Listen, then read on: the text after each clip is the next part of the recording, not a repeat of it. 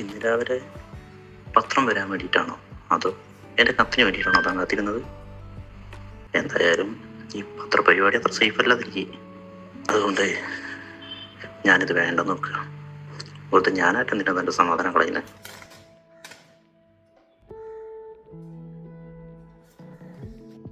ഇല്ല അച്ചു, ലെറ്ററിൽ പറഞ്ഞിരിക്കുന്നത് എൻ്റെ സേഫ്റ്റിക്ക് വേണ്ടിയിട്ട് ഇനി മുതൽ പത്രത്തിലൊന്നും ഉണ്ടായിരിക്കില്ല എന്നാ പറഞ്ഞത്.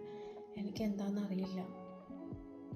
എന്തായാലും ഞാൻ റിസ്ക് എടുക്കാൻ തയ്യാറല്ല. നാളെ കൂടി പത്രത്തിൽ വല്ലതും ഉണ്ടോ എന്ന് നോക്കും. അഥവാ എന്തെങ്കിലും ഉണ്ടായിട്ട് അമ്മയുടെ കയ്യിൽ കിട്ടിയ പിന്നെ തീർന്നു. ഞാനേ എന്തായാലും ഇപ്പം പോവാണേ. അമ്മ കുറേ നേരമായിട്ട് ഫുഡ് കഴിക്കാൻ വിളിക്കുന്നു. ചെന്നിലേക്ക് തീർന്നു.